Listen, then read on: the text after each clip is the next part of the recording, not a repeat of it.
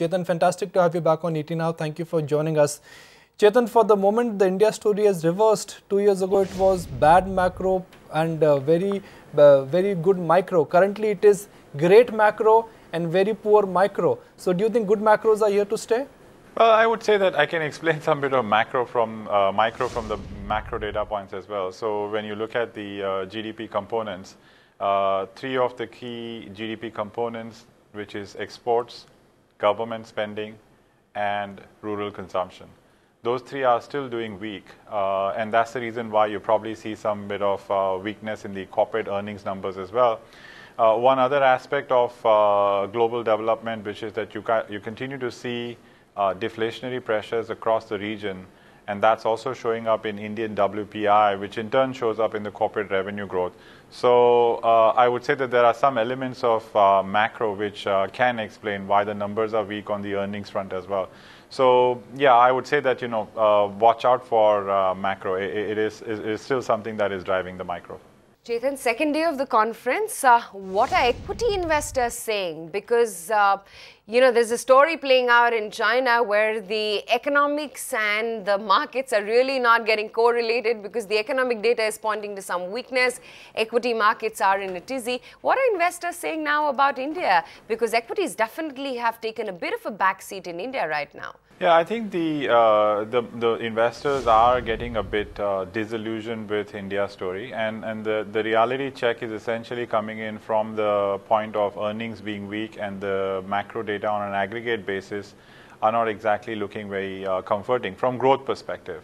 Yeah, the macro stability indicators are looking good, but growth numbers are not exactly that strong. So then people are questioning whether the promises which were there that they bought with the change in government and the change in the political environment is actually coming through in numbers or not. And to the extent to which the aggregate numbers are still weak, they are genuinely going through deeper analysis and trying to find out why is economy not doing well and whether they need to change their assessment on India. I would say investors are not exactly very bearish, but at the same time they are not bullish either. So they're a bit more like trying to do more due diligence to be sure that the story is actually panning out as they had expected. Chetan, what about you though? Where are you out here? Investor feedback is one thing. What is your conviction?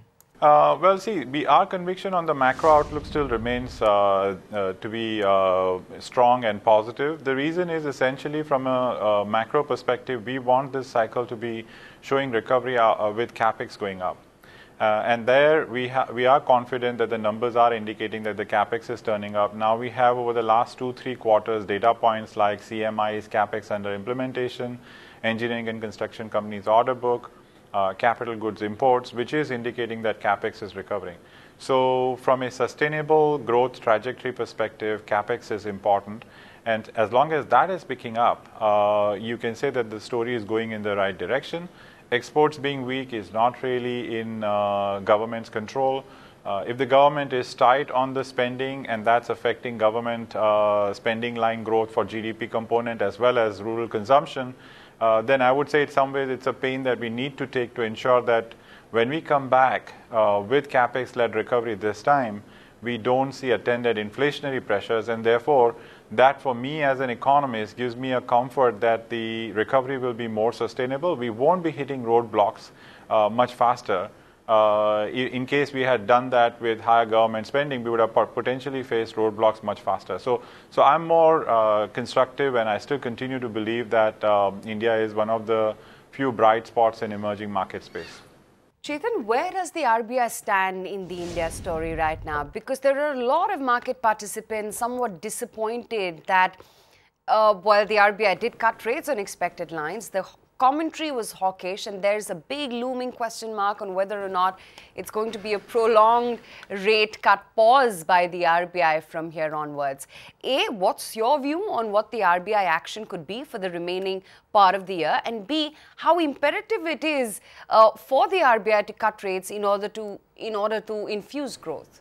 We follow a simple framework on the RBI's policy rate outlook. One is that they are giving us an indication that they will have 1.5% to 2% real rate structure. and then we try to make our own trajectory of inflation forecast for the next 12 months. Now, we are forecasting inflation to be at 4.75. If you say that RBI is comfortable with an average of that 1.5 to 2%, which is, let's say, 1.75% real rate, then they should be able to cut still enough, give enough rate cuts to us before March 16. So with that framework, we are forecasting another 50 to 75 basis point rate cuts by March 16. Now, I understand that the markets have concern on the inflation outlook because the RBI is warning that inflation will go up to 6.4%. But I think at the same time, the governor was emphatic to say that, look, we don't know what's going to happen to rainfall. We don't know what happens to crop outlook.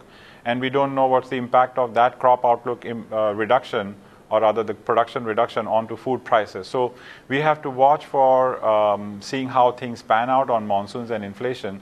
But our broad brush understanding as of now today on the food inflation issue is that while we had even unseasonal rains, we did not have much impact on food inflation. And one of the key reasons for that is we have adequate amount of food grain stocks. But more importantly now, international prices of rice and wheat are lower than domestic prices. So we are more sanguine on the food inflation outlook as long as the rainfall shortfall is not like 15-20%. If it is like around 10% or lower, then we should be able to tide through this period and still be able to see inflation which is somewhere closer to 5 or below and not at 6.5%.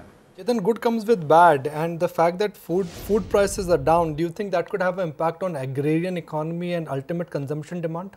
That is right. I think that is a concern that you can legitimately have on that weakness in lower international food prices. But at the same time, look, it's not as bad again as it's made out to be if you don't get, let's say, more than 5% food inflation and price increases for farmers. Because in terms of the input prices, you have diesel prices which are lower on a year-on-year basis. You have fertilizer prices which are lower on a year-on-year basis. Farm wages, farm labor wages, which is approximately 50% of the operating cost of food production, that's growing now at just about 5%. So it's not as bad as it's made out to be by people that from the food margin perspective, food production margin perspective, they suffer a volume loss or yield reduction, but the margin per se are not looking so bad as it may seem by just assuming a lower price increase on headline. Chetan, understand we have to let you go, but thank you so much for taking the time out and joining us and giving us this perspective early in the morning. Really good having you.